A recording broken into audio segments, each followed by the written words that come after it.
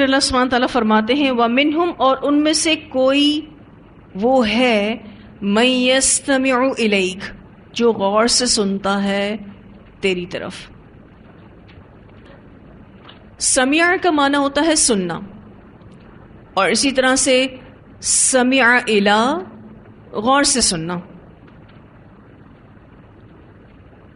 اور یہاں جو لفظ استعمال ہوا ہے یستمع، اس کا معنی بھی غور سے سننا ہے.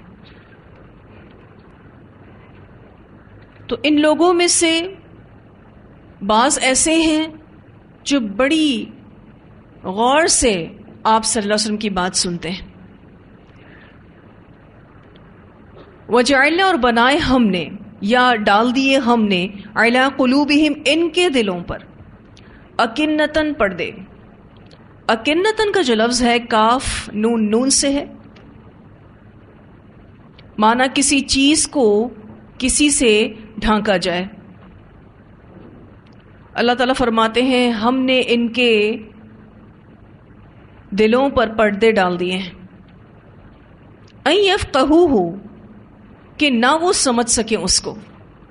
یہاں نہ کا لفظ بریکٹ میں ہے کیونکہ یہاں لا محذوف ہے. ایکچولی ان اور یفقہو کے بیچ میں لا تھا، اور ٹیکسٹ کچھ یوں ہوتا اللہ یفقہوہ. اگر آپ ان اور یفقہوہ کے بیچ میں چھوٹا سا لا لکھ دیں، ٹھیک ہے، تو معنی کیا بنے گا کہ نہ وہ سمجھ سکیں اس کو. اللہ تعالیٰ نے ان کے دلوں پر پردے ڈال دیے ہیں کہ وہ سمجھ نہ سکیں. وفی آذانہم، اور ان کے کانوں میں وقرن، بوجھ ہے. اللہ تعالیٰ نے ان کے کانوں میں بوجھ ڈال دیا ہے. آیت کے شروع حصے میں یہ بات ہوئی کہ ان لوگوں میں سے کچھ ایسے ہیں جو آپ صلی اللہ علیہ وسلم کی بات بہت دھیان سے سنتے ہیں. یہ باتیں اس لیے دھیان سے سنتے تھے کہ دیکھیں کہ وہ کون سی بات پر اعتراض کر سکتے ہیں اور کون سی بات کا مذاق اڑا سکتے ہیں. ان کی نیت ہدایت حاصل کرنے کے لیے نہیں ہوتی تھی، اس لیے ان کو قرآن سے فائدہ نہیں ہوتا تھا، حالانکہ یہ سن بہت غور سے رہے. لیکن چونکہ یہ غور سے سننا اس لیے تھا کہ کون سی بات ہمیں ملے جس پر ہم اعتراض کر سکیں، کون سی بات ہمیں ملے جس پر ہم مذاق بنا سکیں. اس لیے اللہ تعالیٰ فرماتے ہیں کہ اللہ نے ان کے دلوں پر پردہ ڈال دیا ہے کہ وہ بات کو سمجھ ہی نہ سکیں. اب قرآن سے ان کو کیوں فائدہ نہیں ہوتا تھا؟ کیونکہ وہ ہدایت کی نیت سے سنتے ہی نہیں تھے، وہ غور و فکر سے کام نہیں لیتے تھے. تو اللہ نے ان کے دلوں پر پردہ ڈال دیا تاکہ وہ قرآن کو سمجھ ہی نہ سکیں، اور ان کے کانوں میں ڈانٹ ڈال دیا، وقر ڈال دیا، بوجھ ڈال دیا، تاکہ خیر کی باتوں کو سن ہی نہ سکیں. پھر اللہ سبحانہ تعالیٰ فرماتے ہیں وَإِن يَرَوْا، اور اگر وہ دیکھ لیں کُلَّ آیَةٍ، ہر نشانی، لا یؤمنوا بها، نہ وہ ایمان لائیں گے ساتھ اس کے. رسول اللہ صلی اللہ علیہ وسلم کی صداقت پر اگر یہ ہر نشانی کو بھی دیکھ لیں تو بھی ایمان نہیں لائیں گے. جیسے کہ سیرہ میں ہم نے پڑھا رسول اللہ صلی اللہ علیہ وسلم کو اللہ تعالیٰ نے شق کمر کی نشانی دی.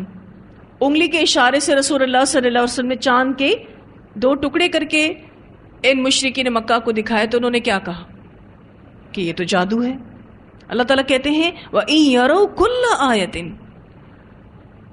اگر وہ دیکھ لیں ہر نشانی، رسول اللہ صلی اللہ علیہ وسلم کی صداقت سے ریلیٹڈ ہر نشانی بھی دیکھ لیں، لا یؤمنوا بها، ایمان نہیں لائیں گے. کیا پتہ چلتا ہے اس سے کہ جس کو نہیں ماننا وہ نہیں مانتا، اس کو ہر طرح کی نشانی دکھا بھی دے دی جائے تو بھی نہیں مانتا. حتیٰ یہاں تک کہ اذا جاؤک، جب وہ آتے ہیں آپ کے پاس، یجادلونک، جھگڑا کرتے ہیں آپ سے، یقولو کہتے ہیں الذین وہ لوگ کفروا جنہوں نے کفر کیا ان ھذا نہیں یہ الا مگر اساطیر الاولین کہانیاں ہیں پہلوں کی. وہ کہتے ہیں کہ یہ باطل کہانیاں ہیں, بیکار بے حقیقت کہانیاں ہیں. پہلے بہت سے لوگ آئے جنہوں نے اس طرح کی کہانیاں سنائی, ہمیں پتہ ہے. تو یہ سوائے پرانی کہانیوں کے اور کچھ نہیں ہے. تو ان کا یہ معاملہ صرف قرآن کے ساتھ ہی نہیں تھا, بلکہ ہر نشانی کے ساتھ ان کا یہی معاملہ تھا کہ وہ مان کر ہی نہیں دیتے تھے. اللہ تعالیٰ کہتے ہیں کہ یہ ایمان نہیں لائیں گے اور یہی کہیں گے کہ یہ کہانیاں ہیں پہلوں کی. کیونکہ ان کے اندر سمجھنے کی قوت نہیں, اور یہ ناانصافی پر مبنی مناظرے کرتے ہیں. کیونکہ یہاں بات آئی نا حتی اذا جاؤک یجادلونک, یہاں تک کہ وہ آتے ہیں آپ کے پاس اور آپ سے بحث مباحثہ کرتے ہیں. تو ان لوگوں کو چونکہ ہدایت چاہیے نہیں تھی, یہ صرف اور صرف غور سے سنتے تھے تاکہ تنقید کر سکیں. آپ کو پتہ ہے جب کوئی بھی شخص قرآن کو اس نیت سے سنتا ہے کہ وہ تنقید کر سکے, اعتراض کر سکے, مذاق بنا سکے, تو پھر اس کا یہ غور سے سننا اس پر الٹا ہی پڑتا ہے. اللہ تعالیٰ اس کی مت کو مار دیتے ہیں, اللہ تعالیٰ اس کی سمجھ کو ختم کر دیتے ہیں. یوں سمجھ لیجئے کہ وہ کوئی بھی بات سوچنے سمجھنے کے قابل نہیں رہتا. اب آپ دیکھیے کہ جس کے دل پر پردے پڑے ہوں, جس کے کانوں پر اتنا بوجھ ہو, تو کیسے وہ سمجھے گا, کیسے وہ اس چیز کو لے گا؟ تو سننے کے باوجود بھی سمجھ نہ آئے تو یہ تو بہرے پن کی طرف اشارہ ہے نا. سننے کے باوجود بھی سمجھنا ہے. اور یہ بہرا پن کون سا ہے؟ معنوی بہرا پن. ویسے ساری باتیں سنائی دیتی ہیں لیکن حق سنائی نہیں دیتا. ویسے ساری باتیں سمجھ میں آتی ہیں لیکن حق سمجھ میں نہیں آتا. تو سننا اور دیکھنا تبھی فائدہ دیتا ہے جب دل کھلا ہو. اور یہاں بہت اہم بات پتہ چلتی ہے کہ سوچ سمجھ کا تعلق دل سے ہے. کہاں سے پتہ چلتی ہے؟ وَجَعَلْنَا عَلَىٰ قُلُوبِهِمْ أَكِنَّةً أَن يَفْقَهُوهُ, اللہ تعالیٰ نے ان کے دلوں پر پردے ڈال دیے کہ وہ سمجھ نہ سکیں. تو سوچ اور سمجھ کا تعلق پھر کس سے ہے؟ دل سے ہے. دلوں پر پردہ آ جائے تو بات سمجھ نہیں آتی. حق نظر آنے کے بعد بھی نظر نہیں آتا. اب یہ جو جدال کی بات آئی یہاں پر, تو کیا اسلام میں جدال جائز ہے؟ ڈیبیٹ کی جا سکتی ہے؟ اس بات کو سمجھنے کے لیے آپ کو یہ سمجھنا ہوگا کہ جدال کیا ہے. دیکھیں, جدال دو طرفہ ہوتا ہے اور دین کی سربلندی کے لیے جائز بھی ہے. قتال جس طرح ضرورتاً جائز ہے تو بالکل اسی طرح سے جدال بھی یعنی ڈیبیٹ ضرورتاً جائز ہے. اگر کوئی ہم سے بحث کر رہا ہو تو اس میں دیکھا جائے گا کہ کیا وہ شخص بات کو سمجھنے کی کوشش کر رہا ہے, وہ چاہتا ہے کہ اس کو کوئی بات سمجھا دے, تو ایسے شخص سے آپ ڈیبیٹ کر سکتے ہیں, اس سے جدال کر سکتے ہیں. لیکن اگر کوئی کھیل تماشے کے لیے جدال کر رہا ہو اور وہ دلائل سے زیادہ دھمکیوں اور مذاق اڑانے پر آ جائے, تو ایسے لوگوں سے یہ کہنا چاہیے قولو سلاما, کیونکہ وہ بحث برائے بحث کر رہا ہے جس کا نتیجہ فساد کے سوا اور کچھ نہیں ہے, اور اس نے بعد میں اعراض ہی برتنا ہے. ہمارے سامنے آج کل کے اسکالر میں سب سے بہترین جدال کرنے والے ڈاکٹر ذاکر نائک ہیں، جنہوں نے بہت سے نان مسلم لوگوں سے ڈیبیٹ کی اور اسلام کی ریئل پکچر ان کے سامنے رکھی.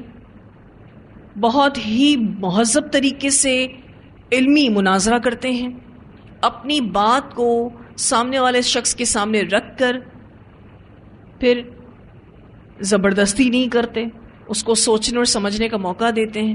اور اگر سامنے والا شخص بہت زیادہ ریاکشنری بھی ہو رہا ہو تو بھی خود کو صبر کی حالت میں ہی رکھتے ہیں. تو جدال میں صرف وہ پڑھے جس کا علم پختہ ہو. اگر کوئی کچے علم کے ساتھ جدال میں جا پڑے تو وہ الٹا رسوائی اور نقصان میں جا پڑے گا. اگر آپ کو واقعی قطعی علم ہے، آپ کانفیڈنٹ ہیں، اگر آپ کو دلیل پیش کرنا آتی ہے، آپ حاضر دماغ ہیں، تیاری کرتے ہیں، تو آپ بھی جدال کر سکتے ہیں، آپ بھی ڈیبیٹ کر سکتے ہیں. اور دین میں علم کے ساتھ حکمت بھی بہت ضروری ہے. تھوڑا علم حاصل کر کے ڈیبیٹ نہیں کرنی چاہیے. سورۃ النحل آیت نمبر 125 میں اللہ سبحانہ تعالیٰ فرماتے ہیں کہ اہل کتاب سے جدال کرو مگر احسن طریقے سے. اور احسن طریقے سے جدال کرنے کا ایک معنی یہ ہے کہ لہجہ اچھا ہو، طریقہ بہت اچھا ہو، اور دوسرا معنی علمی پختگی ہو. یعنی آپ علمی اعتبار سے بہت اسٹرانگ ہونے چاہیے، تب آپ بحث کر سکتے ہیں، مناظرہ کر سکتے ہیں. اب یہاں آپ دیکھیے تو یہ رسول اللہ صلی اللہ علیہ وسلم سے جدال کرتے تھے، لیکن ان کا اس جدال کے بعد مقصد یہ نہیں تھا کہ وہ کچھ سیکھ سکیں، کچھ سمجھ سکیں. وہ تو بحث برائے بحث کرتے تھے، اور وہ مذاق اڑاتے تھے اور اعتراض کرتے تھے، تنقید کرتے تھے. رسول اللہ صلی اللہ علیہ وسلم کو کہہ دیتے تھے کہ یہ باتیں تو ہم نے سن رکھی ہیں، یہ تو اساطیر الاولین ہیں، پہلے بھی لوگ آئے اس طرح کی باتیں کر کر کے چلے گئے، آپ بھی وہی سیم باتیں کر رہے ہو. جیسے کہ ہم پڑھ چکے ہیں کہ مشرکین مکہ جب بھی کوئی نشانی دیکھتے تھے تو کیا کہہ دیتے تھے؟ یہ جادو ہے. رسول اللہ صلی اللہ علیہ وسلم جادوگر ہیں.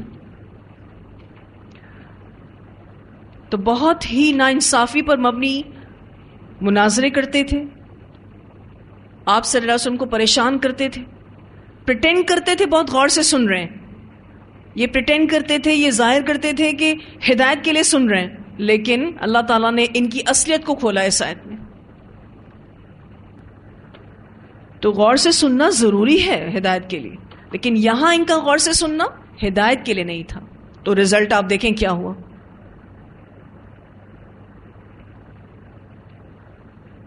پھر اللہ سبحانہ تعالیٰ فرماتے وہم، اور وہ ینہونا، وہ روکتے ہیں، عنہ، اس سے، یعنی وہ دوسروں کو روکتے ہیں اس سے، یعنی وحی الہی سے، رسول اللہ صلی اللہ علیہ وسلم سے. ینہون کا جو لفظ ہے نون ہا یا سے ہے، اس کا معنی روکنا. وَيَنْأَوْنَ، اور وہ دور ہوتے ہیں، عنہ، اس سے، اور وہ خود بھی اس سے دور ہوتے ہیں.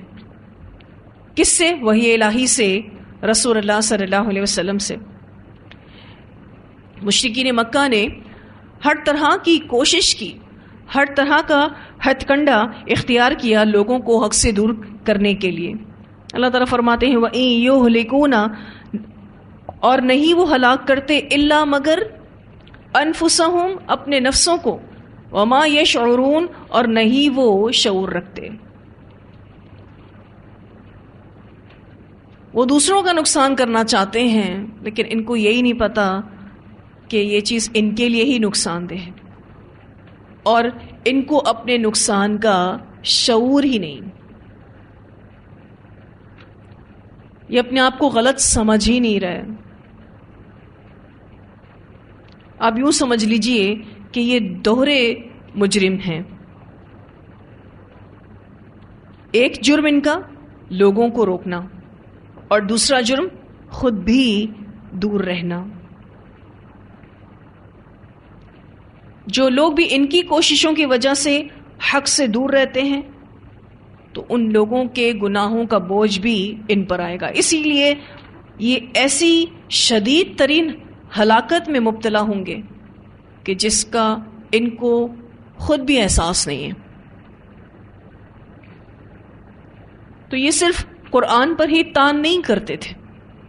ان کو مسئلہ صرف قرآن سے نہیں تھا بلکہ قرآن سننے سے اور لوگوں کو آپ صلی اللہ علیہ وسلم کے پاس جانے سے روکتے تھے اور خود بھی دور رہتے تھے. آج اگر کوئی مسلمان بدعملی کرتا ہے تو وہ بھی انہی میں شامل ہے. کیسے؟ اگر ہم کوئی بدعملی کریں گے، کوئی بد اخلاقی کریں گے، کوئی بد تہذیبی کریں گے تو لوگ دین سے دور ہوں گے. تو آج جو بھی مسلمان بد اخلاقی کرتا ہے، بدعملی کرتا ہے، اللہ کی نافرمانی کرتا ہے، وہ بھی انہی لوگوں میں شامل ہے. کن لوگوں میں شامل ہے؟ لوگوں کو حق سے دور کرنے والے لوگوں میں شامل ہے. اور اگر کوئی شرک اور بدعت کرتا ہے، لوگوں کو توحید کی بات سننے سے روکتا ہے، قرآن کے ترجمے سے روکتا ہے کہ کہیں یہ ترجمہ پڑھ لیں گے تو ان پر حق واضح نہ ہو جائے، تو وہ لوگ بھی انہی میں ہی شامل ہیں. آج کتنے ایسے بدعت اور شرک کرنے والے علماء بھی ہوتے ہیں جو لوگوں کو قرآن پڑھنے سے روکتے ہیں، جو لوگوں کو ڈائریکٹ ٹیکسٹ سے جڑنے سے روکتے ہیں، کیونکہ ان کو پتہ ہے کہ اگر یہ قرآن کے ٹیکسٹ سے جڑ گئے تو ان پر حق واضح ہو جائے گا. اور پھر ان کی جو ایک سہ ہے، ان کی جو اجارہ دری ہے، ان کی جو سرداریاں ہیں اور ان کی جو گدیاں ہیں، جو ان کے عہدے ہیں، وہ پھر ختم ہو جائیں گے. تو اللہ تعالیٰ فرماتے ہیں یہ اپنا ہی نقصان کر رہے ہیں، وہ اللہ کا کچھ نہیں بگاڑ سکتے. اور یہ اپنا ایسا نقصان کر رہے ہیں جس کا ان کو شعور نہیں ہے. اللہ تعالیٰ ہمیں ان لوگوں میں ہونے سے بچائے کہ ہم خود بھی اللہ سے دور ہوں اور لوگوں کو بھی اللہ سے دور کریں. آج آپ دیکھیے کہ جب کبھی ہم کوئی بھی غلط کام کرتے ہیں، لوگ ہم پر فوراً سے انگلی اٹھائیں گے اور کہیں گے کہ اس سے تو اچھے ہم ہیں جو قرآن نہ پڑھ کے کم از کم اتنا برا عمل تو نہیں کرتے. اور یہ موقع کون دیتا ہے لوگوں کو ایسی باتیں کرنے کا؟ ہم خود دیتے ہیں. تو اپنے عمل کو درست رکھنا ہے، کہیں ایسا نہ ہو کہ ہمارے کسی بھی برے فعل سے لوگ دین سے دور ہو جائیں، حق سے دور ہو جائیں. اور لوگوں کو قرآن کے ترجمے سے جوڑنا ہے، قرآن کی تفسیر سے جوڑنا ہے تاکہ حق ان پر واضح ہو جائے. جب قرآن عام ہوگا نا تو اختلافات کے دروازے بند ہو جائیں گے. اگر امت قرآن و سنہ پر جمع ہو جائے تو کیسا اتحاد ہوگا امت میں، آپ سوچیں. یہاں اسی بات کا ذکر کیا جا رہا ہے کہ اس دور میں بھی لوگ قرآن سے، رسول اللہ صلی اللہ علیہ وسلم سے روکنے کی کوششیں کرتے تھے کیونکہ خود بھی رکنا چاہتے تھے. آج بھی یہ کوشش جاری ہے، آج بھی لوگ یہی کرتے ہیں. اور بہت کم لوگ ایسے ہوتے ہیں جو لوگوں کو اللہ کی کتاب سے جوڑنے کی کوشش کرتے ہیں. تو ہم سب اپنی کوششوں کو دیکھیں. اگر آپ اور میں وہ کوشش نہیں کرتے کہ لوگوں کو دور کریں حق سے، تو اس اعتبار سے بھی دیکھیے کہ کیا دوسری کوششیں بھی تیز ہیں یا نہیں. اگر آپ خود نہیں پڑھا سکتے تو آپ ان جگہوں تک ریکمینڈ کر سکتے ہیں جہاں اللہ کے کلام کو پڑھا اور پڑھایا جا رہا ہو، جہاں حق بیان ہو رہا ہو. کیونکہ ان لوگوں میں شامل نہیں ہونا ہے. بعض دفعہ حق بات کہنے سے جو ہم رک جاتے ہیں نا، تو بھی ہم انہی لوگوں میں شامل ہو رہے ہوتے ہیں.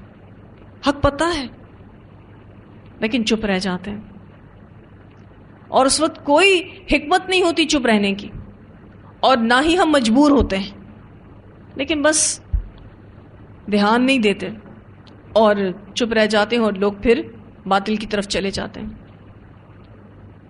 اور میں یہ سمجھتی ہوں کہ اگر ہم لوگوں کو قرآن و سنت کی طرف موٹیویٹ کریں اس سوچ کے ساتھ، اس کوشش کے ساتھ کہ اللہ نے مجھے یہ نعمت دی ہے، میں اور لوگوں تک بھی اس کو پہنچاؤں، تو ہم ایسے ایسے طریقے سے لوگوں کو موٹیویٹ کر سکتے ہیں. اور اللہ تعالیٰ ہمیں وہ شعور دیتا ہے، سمجھ دیتا ہے کہ لوگوں کو کیسے اللہ کی طرف بلانا ہے. جب ہماری نیت سچی ہوگی تو اللہ ہمیں سکھائے گا کہ لوگوں کو کیسے قرآن و سنت کی طرف بلانا ہے. آپ کی ٹوٹی پوٹی بات میں بھی اللہ اثر دے گا، کیونکہ آپ چاہتے ہیں کہ بس فلاں شخص اللہ کے راستے پر آ جائے. اور اس بات کا احساس ہم سب کو ہونا چاہیے کہ کتنی بڑی نعمت اللہ نے ہمیں دی. بالفرض ہمیں دنیاوی اعتبار سے کوئی فائدہ ملتا ہے، اور اگر ہم اپنی بہن کو، اپنے بھائی کو، اپنے دوست کو فائدہ دینا چاہتے ہیں تو ہم ہر ممکن کوشش کرتے ہیں ان کو منانے کی، ان کو کنونس کرنے کی کہ آپ یہ چیز لو، اس میں آپ کا فائدہ ہے. تو اگر ہم سمجھتے ہیں کہ قرآن پڑھنے سے ہمیں فائدہ ہو رہا ہے تو ہم پر لازم ہے کہ ہم اس کا میسج آگے پہنچائیں، ہم لوگوں کو اللہ سے جوڑیں. آج لوگ اللہ سے دور ہیں، اتنے بے چین ہیں، اتنے پریشان ہیں، کیونکہ اللہ نہیں ہے ان کی زندگی میں، کیونکہ قرآن نہیں ہے ان کی زندگی میں. یہ بے چینیاں، یہ اضطراب قرآن کے زندگی میں آنے سے ہی دور ہوں گی. اللہ تعالیٰ کہتے ہیں یہ اللہ سے دور کرنے والے، اللہ کی کتاب سے دور کرنے والے، رسول اللہ صلی اللہ علیہ وسلم سے دور کرنے والے اور خود بھی ان سے دور رہنے والے ہلاکت میں ہیں. ان کو پتہ بھی نہیں ہے کہ کتنی بڑی ہلاکت میں یہ مبتلا ہونے والے ہیں.